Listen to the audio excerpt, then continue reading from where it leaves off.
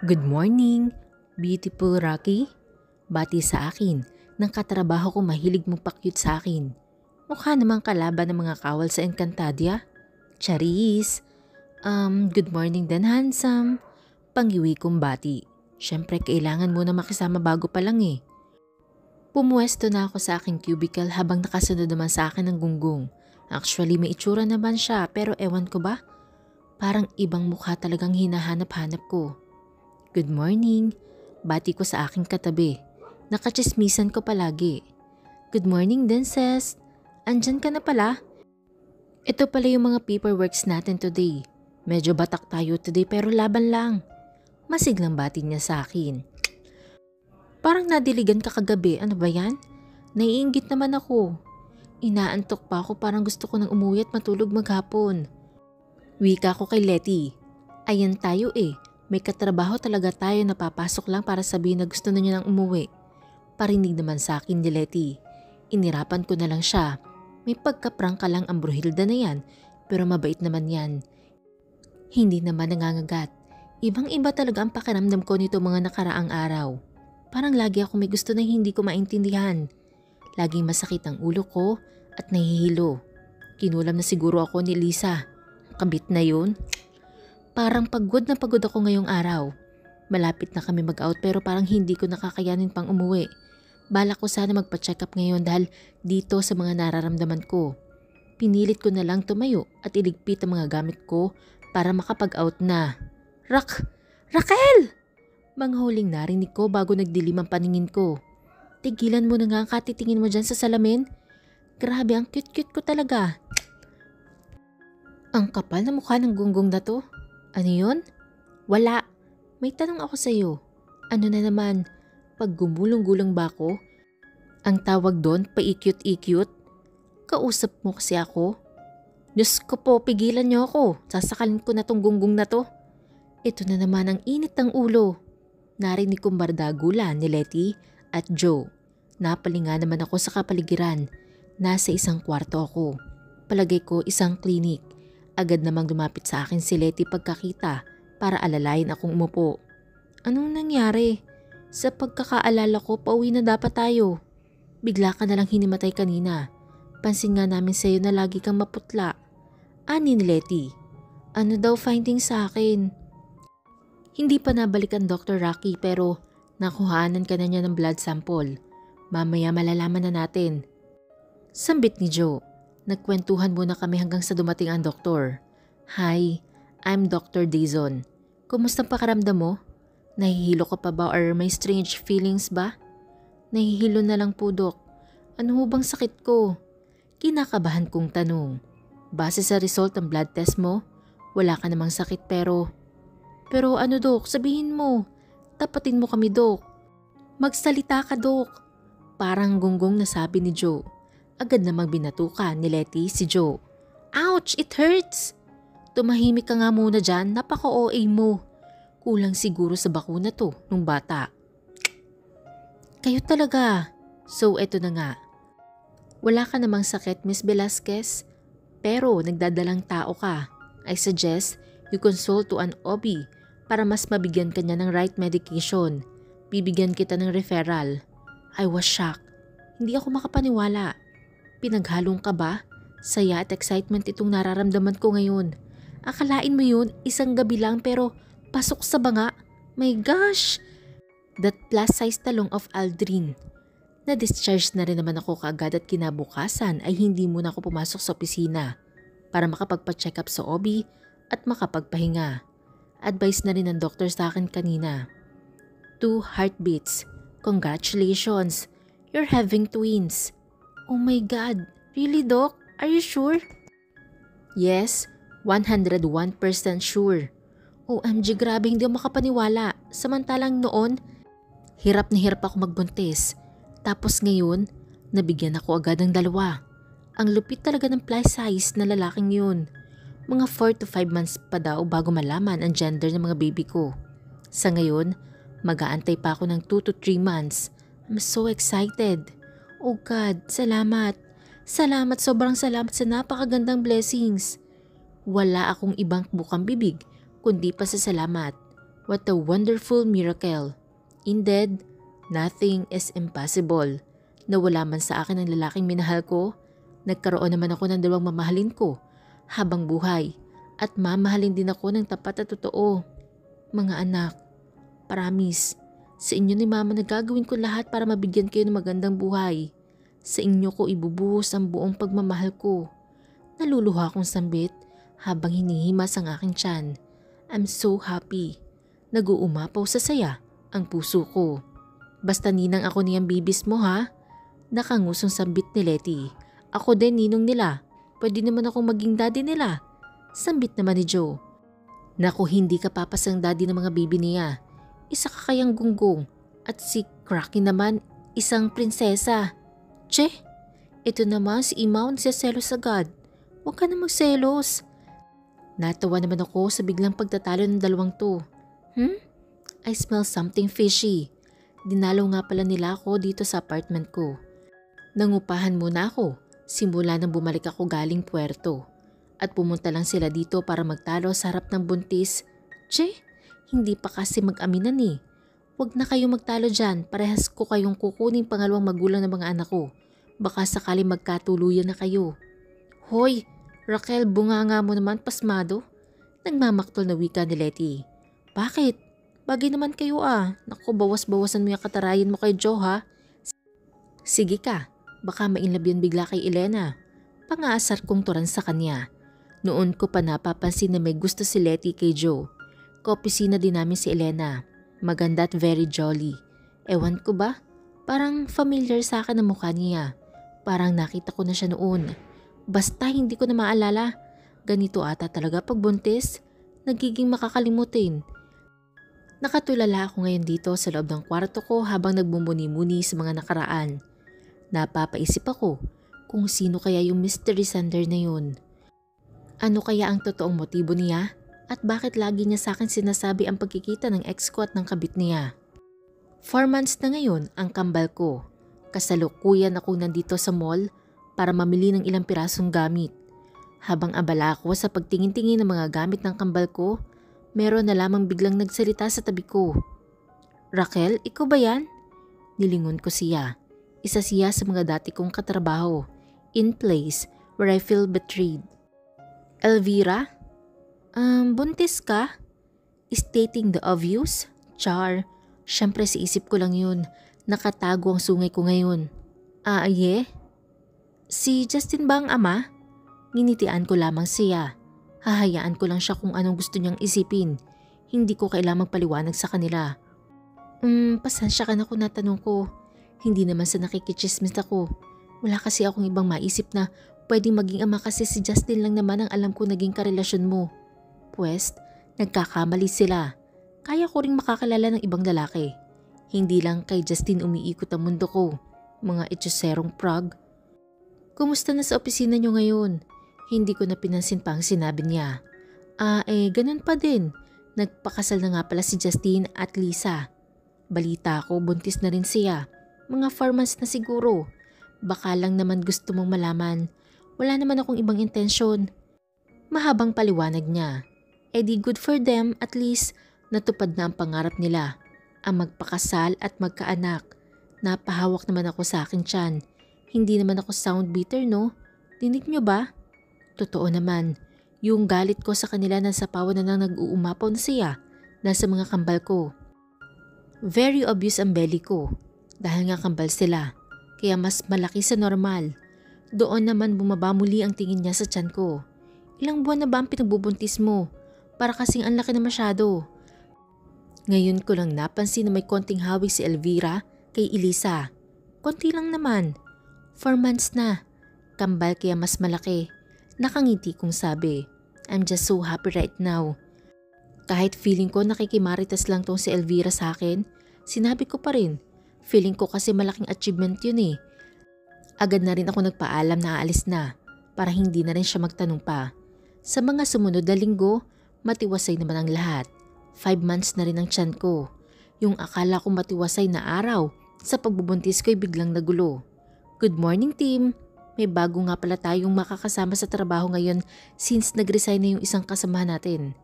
Tinig kong sambit ng manager namin. Hindi naman ako nag-angat ng ulo para tingnan kung sino naman yun. Marami pa akong ginagawa. Magpakilala ka sa kanila. Huwag ka mahiya. Mababait ang mga yan. Natatawang wika ni Sir. Good morning guys. I'm Justine Peralta, your new teammate. Malakas na sabi niya na parang sinasadya. OMG sis, ang gwapo niya. Mahinang bulong sa akin ni Letty. Napakunot naman ang noo ko at doon ako napangat bigla ng tingin. At mas lalong nangunot ang noo ko nang makumpirma ko na si Justin na ex ko ang nasa harapan namin at nakangiting nakatingin sa akin na animoy walang ginawang kasalanan sa akin. Calm myself, ang mga bibi mo may stress din. Si Joe ang naka-assign mag-train sa kanya. Kahit ganoon, tulungan niyo pa rin siya sa ibang bagay para mas mabilis niya ma-adapt. And maging mabait din kayo sa kanya ha? Sambit ng manager namin. Yes sir, no problem. Sabi naman ng mga kasamahan ko. O sige, maupo ka na doon sa bakanting cubicle. Diyan ang pwesto mo. Abot tayo nga naman ang ngiti ng gunggong kong ex na cheater. Katabi ko lang naman siya. Sa kaliwa ko si Letty at sa kanan naman siya. Katabi naman niya si Joe. What the? Nayayamot ako sa ngisi niya. Hindi nila alam na mag-ex kami. At ayaw ko na may makaalam. Nakakahiya. Hindi ko siya pinapansin at nagpatuloy na lamang ako sa trabaho ko. Nakikita ko sa gilid ng mga mata ko na nakatitig siya sa akin. Sinimulan na rin ni Joe ang pagtuturo sa kanya.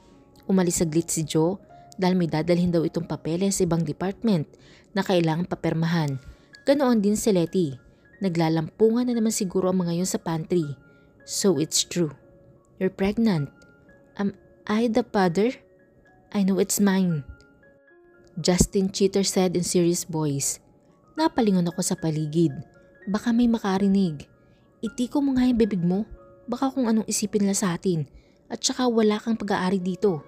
Kaya manahimik ka dyan at gawin mo na maayos ang trabaho mo. Pero ang loko parang walang narinig. Naniniwala akong sa akin ang pinagbubuntis mo. Maraming beses na may nangyari sa atin. At ako nakauna sa iyo. Gagawin ko ang lahat para bumalik ka sa akin. Nagsisisi na ako sa mga nagawa ko sa iyo. Ikaw talaga ang mahal ko. Hoy lalaki, diba kasal ka na at magkakaanak na kayo?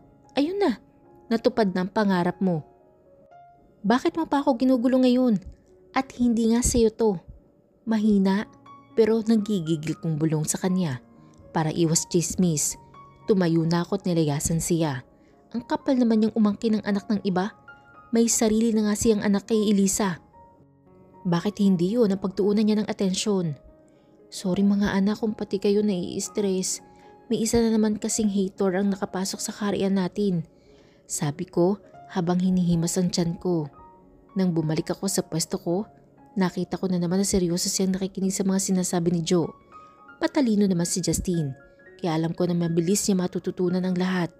Yun nga lang, minsan yung talino niya, ginagamit niya sa kalokohan.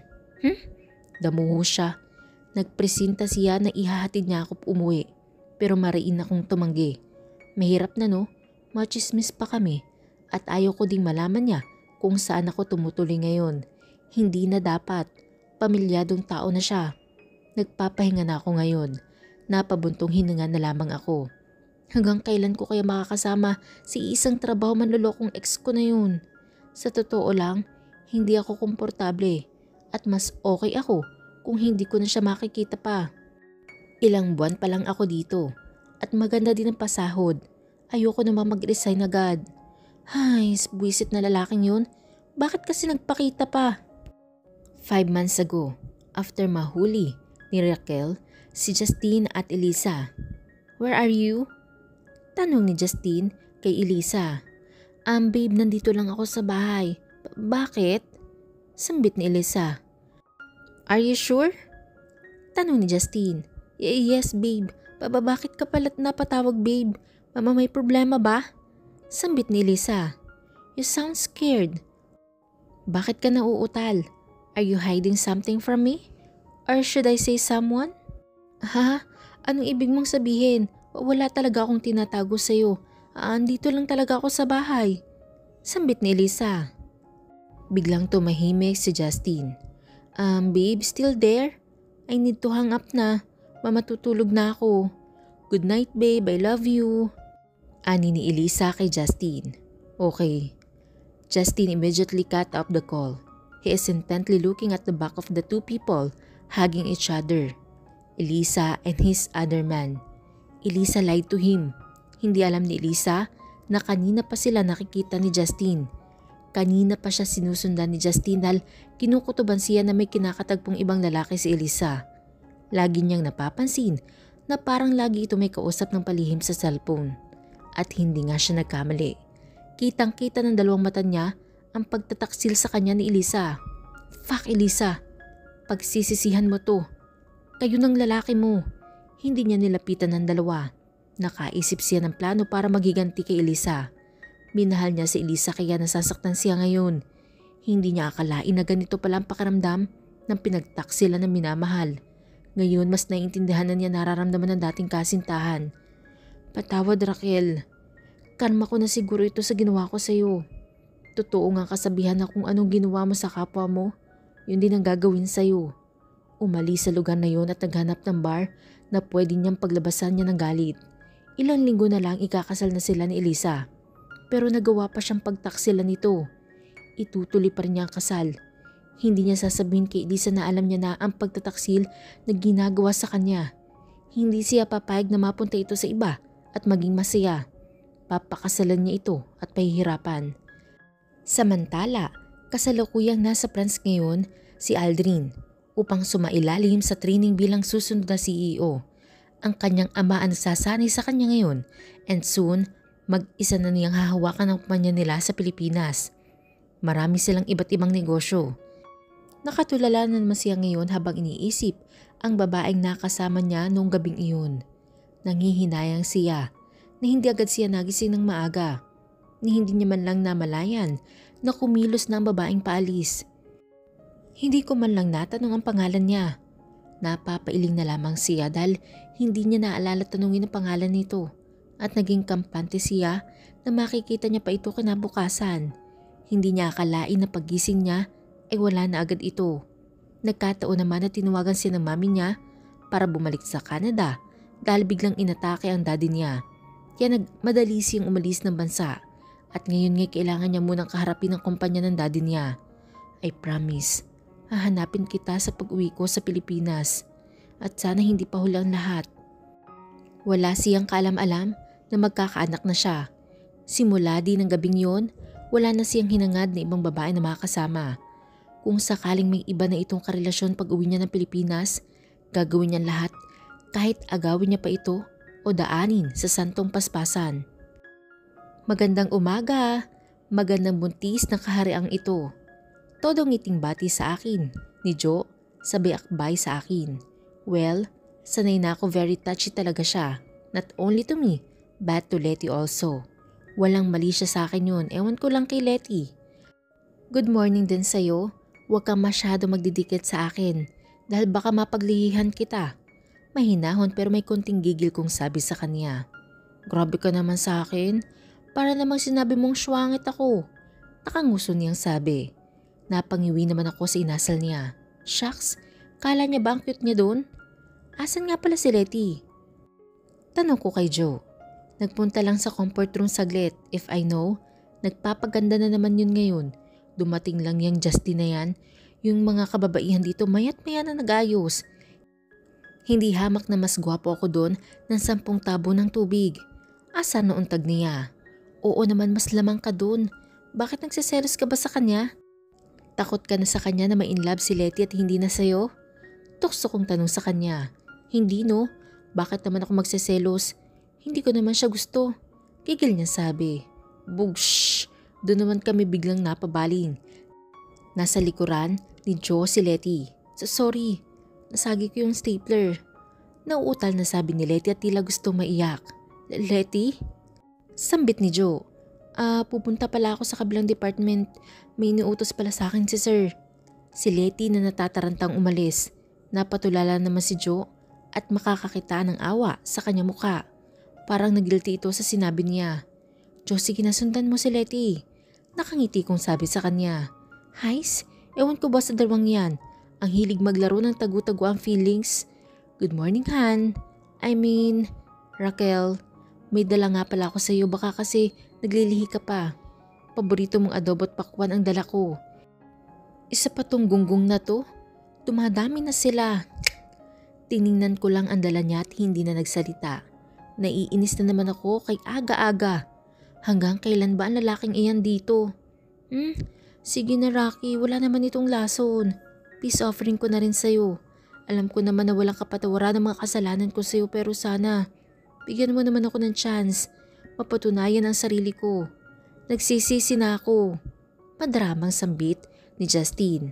Napairap naman ako ng mata sa kanya. Kinuha ko na lamang ang dala niya at baka gumawa na naman ng eksena ng lalaking to. Halos araw-araw ganyan siya. Lagi may dalang kung ano-anong pagkain. Laging nakasabay sa akin kumain at lumabas pag mag-out na. Nakakahalata na tuloy ang ibang naming katrabaho at paminsan-minsan tinutokso kami. Hindi ko na lang pinapansin. Mahigpit ko ding bilin kay Justine na huwag na sasabihin kahit kanino na mag-ex kami. Nasanay na din ako dito sa katrabaho ko at sa ex kong laging nakabuntot sa akin. Hindi ko naman siya pinapayagang maligaw sa akin. Nilinaw ko sa kanya na magkatrabaho lang ang relasyon namin at hindi nahihigit pa doon. Naintindihan naman daw niya na hindi ko siya agad mapapatawad. Pero sana hayaan ko lang daw siya na makabawi man lang sa ibang paraan. Hinayaan ko na lamang siya para na rin sa peace of mind ko. Kabuwanan ko na ngayon kaya ayaw ko na marami pang isipin. Magfo-focus na lang ako sa mga anak ko, nilang araw na lang lalabas na. I'm so excited. See you soon as my miracle babies. Sige pa misis, ire pa. One more. Nakikita ko ng ulo, konti na lang misis. Oh my gosh. Malakas akong umiri at nailabas ko din ang panganay ko. It's a boy misis. Ipinakita ng nurse sa akin ng baby boy. Hinihingag ko naman itong tiningnan. Napangiti ako. Ang gwapo ng anak ko. Grabe ang cute. Natutuwang sabi ng isang nurse. Here comes your second baby. Ire pa misis. In 1, 2, 3. Pakiramdam ko mapipigti na ang ugat ko. Pero sa awa ng Diyos, nilabas ko na rin ang bunso ko. It's a girl. Napakagandang bata. Foreigner siguro ang tatay. Nakangiting sabi ng doktor ko. Napangiti ako sa sinabi niya. Mukhang natupad ang hiling ko na sana maging kamukha nila ang papa nila. Ganito pala ang pakiramdam na maging ganap ni ina. Hindi ko pa nararanasan manalo sa loto pero parang daig ko pang nanalo sa loto. Walang katumbas na salita, yung sayang nararamdaman ko. Ma, kailan ba namin makikilala si Papa? Gustong-gusto ko na siyang makilala. Tanong ng 4 na taong gulang kong anak na si Amira. Habang tahimik lang na nanonood ng TV ang kakambal niyang si Kiel. Pero pasimpleng nakikinig sa pinag-uusapan namin. Anak, hindi rin alam ni Mama. Alam niyo naman na hindi ko rin alam ang buong pangalan ng Papa niyo. Itsura niya lang ang alam ko at masasabi kong napakagwapo niya. Turan ko sa kanya habang nakangiti ng matamis. Sayang naman po Mama, wala ka pa ba kahit isang picture niya? Hindi na kailangan anak dahil kamukhang kamukha niya siya. Sabay ngiti ko sa aking anak. Napatingin naman sa amin si Kiel at muling binalik ang tingin sa pinapanood. Hindi masyado madaldal ang anak ko na yun. Nakabaliktaran naman ang kambal niya. 5 taon na nakakalipas simula ng gabing nakilala ko ang estrangherong iyon. Ang tanging alam ko lang ay ang kanyang pangalan, na Aldrin. Please don't judge me kung iniisip niyo nagpabuntis agad ako sa lalaking pangalan lang ang tanging alam ko. Miski naman ako hindi ko rin nakalain na mabubuntis ako. Kaya nga ako nilokot iniwan ng ex-boyfriend ko. Dahil akala niya wala na akong pag-asang mabuntis pa at mabigyan siya ng anak. Ayun din ang akala ko. Pero miracles happened. Isang gabi lang akong tiranabaho ng estrangherong yun. Pero nakubuo agad. Ngayon ko lang napag-isip-isip na baka sadyang maliit lang talaga yung kanya. Letsa siya at ang kabit niya. Ang dami kong gamot na ininom noon na nireseta sa akin. Magastos at matagal-tagal na gamutan din. Kaso ang walang hiya kong ex-boyfriend, hindi nakapagantay kaya naghanap ng ibang perlas. Sa kanluran siya naghanap at iniwan ang perlas ng silanganan. Laking pasasalamat ko sa estrangherong yun dahil sa kanya nagkaroon ako ng miracle babies. Ang tanong ko lang ngayon ay kung magtatagpo pa kaya kami ng ama ng anak ko. Mamahalin o tatanggapin niya kaya mga anak namin kung sakaling malaman niya? Paano kung may ibang pamilya na siya? Paano bang gagawin ko? Mag-aaral na rin ngayong taon ang kambal ko. Naturuan ko na sila magbasa at magsulat kahit papano. Matatalino sila.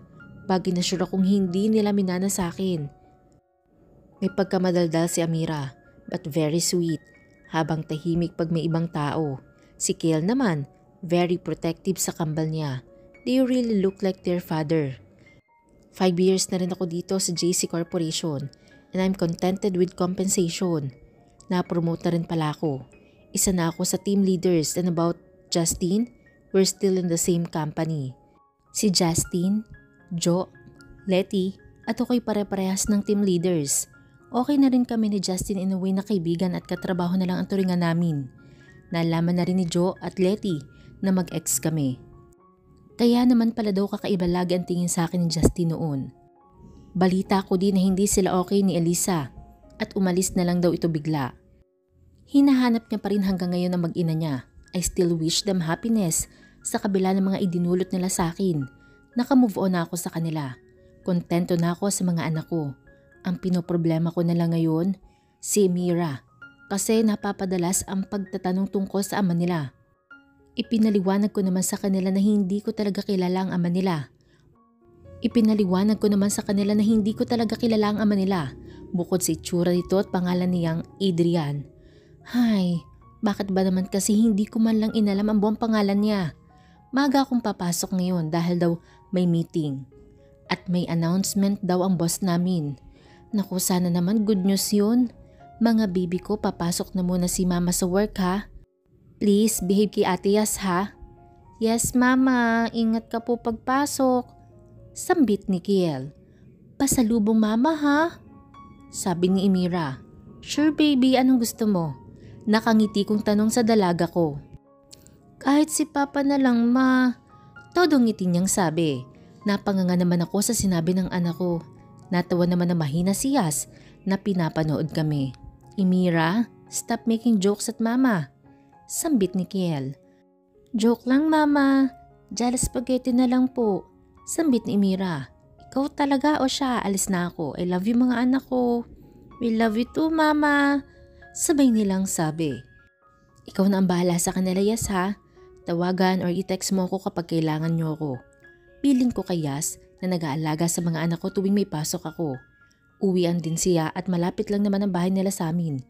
Habang nasa biyaya ko, hindi ko maiwasang maisip ang biro ng anak kong babae. Nakikita ko sa kanya kagustuhan niya makilala at makasama ang ama nila. Nalulungkot ako para sa kanila. At wala akong ibang pwedeng sisihin kundi ang sarili ko lang. Saktong dating ko sa opisina ay magsisimula na rin ang meeting namin. Kasalukuyan kaming nandito ngayon sa conference room. Good morning team. May announcement lang sa atin ngayon ng pinaka-boss natin. Please welcome Mr. Chairman, Andrew Samonte. Pagpapakilala ni Mr. Ebora. Good morning everyone. Bati nito sa amin. Good morning sir. Sabay-sabay naming bati. Hindi ko napapahabain pa. Gusto ko lang i-announce sa lahat na ipapasa ko na ang posisyon ko sa aking apo. Hiling ko na sana'y irespeto nyo rin siya, gaya ng pagrespeto nyo sa akin. May pagkamasungit at istrikto lang itong apo ko. Pero mabait yan, lalo na pagtulog. Natatuwang biro ni Mr. Chairman. Nangihinayang kaming lahat dahil napakabait ni Mr. Samonte. Maunawain at laging kinukonsider ang opinyon at sitwasyon ng employees niya. Kaya kinakabahan kami sa sinabi ni Sir na masungit at istrikto ang apo niya. Nako, wag sana magtagpo ang landas namin, baka sungitan niya ako at masugot ko pa siya ng pabalang. Oh, eto pala siya, apo halika. Napalingon naman kami sa kasasara lang na pintuan ng conference room. Si Mr. Puerto? Mahinang naibulalas ko habang hindi makapaniwalang nakatitig sa akin. Nasa may bandang dulo at kanang bahagi. Biglang naiyuko ko ang aking ulo nang papunta sa gawi ko ang tingin niya. Magpakilala ka sa kanila apo. Good morning, I'm Aldrin Samonte, the next chairman of JC Corporation. Just call me Mr. Drin. Nice meeting you all. Walang kangiting-ngiting sabi niya. Napaangat naman ang ulo ko nang parang biglang tumahimik. Ganon na lang ang gulat ko na makita kong nakatitig siya sa akin. Nataranta ako bigla. Hindi ko malaman kung magtatago ba ako o yuyuko na lang ulit. I choose the latter part. Bahagya akong nakagat ang labi ko at napadiin ng pisil sa daliri ko sa labis na kaba. Base sa ekspresyon niya nakilala niya ako at yung titig niya sa akin para akong may malaking kasalanan sa kanya na kailangan ko talagang pagbayaran. Wala naman akong kasalanan pero bakit ba ako kinakabahan ng ganito? Dahil ba excitement? O dahil sa katotohanan bigla ko na lang siya niregasan at daladala ko pa mga anak niya? Sumasakit ang ulo ko, Diyos ko. You can now go back to work. Yun na lang ang narinig ko sa mga sinabi ni Drin. I mean, ni Sir Drin, ang ama ng mga anak ko. Ay ang boss ko ngayon. Dali-dali naman ako lumabas ng conference room. Parang biglang sumikip ang mundo ko ng mga sandaling yun. Ang bilis ng tibok ng puso ko nung makita ko siya. Same feelings nung gabing makita ko siya. Nakahinga naman ako ng maluwag nang makabalik ako sa aking table. Ngunit hindi pa man din umiinit ang puwet ko sa kinaupuan ko'y may tumawag sa akin. Miss Velasquez, ako po si James, sekretary ni Sir Drin. Ipinapatawag ka po niya sa opisina niya. Ani ng sekretary ni Sir Drin. Ito na nga bang sinasabi ko? Bigla akong napapikit ng mata at napahilot sa aking sentido. Hi Sir James, bakit daw po? Ngayon na ba? Mahinang tanong ko. Yes, ngayon din. May importante lang daw po kayong pag-uusapan. Sasamahan na kita sa opisina niya. Muling tura niya. Oo, okay, sige, heto na. Kinakabahan talaga ako na isiping magkakaharap at magkakausap kaming muli ni Drin. Sasabihin ko ba agad na nagbunga ang isang gabing kapuso ka namin? Maniwala kaya siya? Baka naman isipin niya na ginagamit ko ang anak namin para mapalapit sa kanya o mabigyan ng pabor dito sa kumpanya niya. Ay, wag na nga lang. Medyo napalakas kong sabi. Ano yun? Tanong ni Sir James. Wala, may iniisip lang po ako, sorry. Sagot ko na lang. Kasalukuyan kami andito sa elevator. Nasa pinakmataas na floor ang opisina ng chairman. Ngayon pa lang ako makakakyat dito. Prohibited kasi ang ibang empleyado dito. Pagkabukas ng elevator, bumungad sa amin ang napakalawak at malinis na hallway. May nag-iisang malaking pintuan sa dulo at may counter na sa palagay ko'y pwesto ni Sir James. Muli akong binundol ng kaba sa dibdib. Ano ba naman itong nararamdaman ko? Si Sir James na nagbukas ng pinto at ini-announce sa pagdating ko. Ginayak naman ako ni Sir James. Paloob at muling isinara ang pinto. Napahawak ako sa aking dibdib at huminga na malalim. Dahan-dahan namang humarap ang kanyang swivel chair. Parang nag-slow motion ang paligid na magtama ang aming paningin. Long time no see, amore. Sir Drin?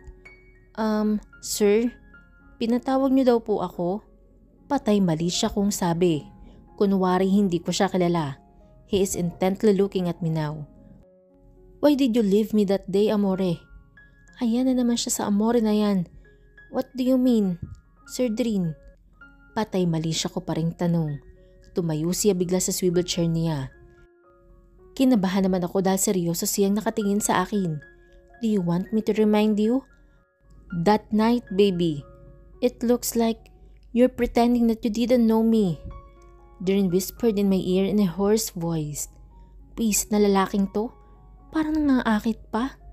Bahagya naman akong umatras nang mas lumapit pa siya sa akin. Hindi naman sa ganun, Sir Drin.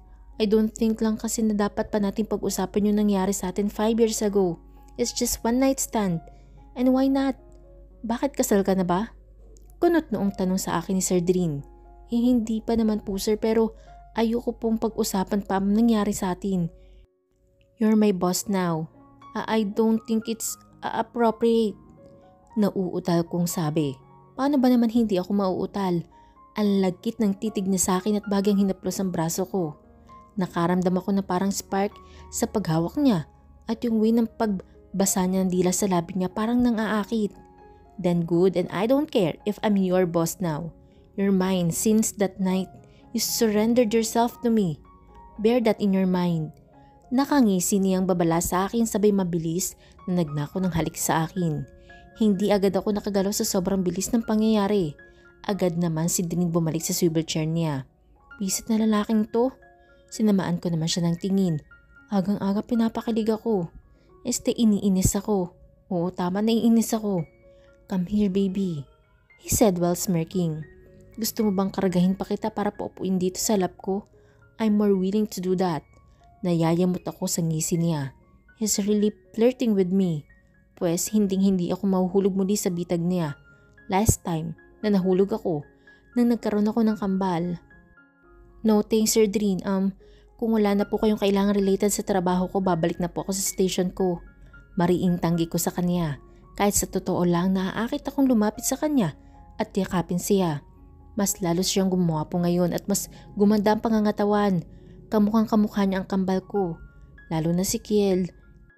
Nakatitig lang siya sa akin na parang binabasa ang nasa isip ko ngayon.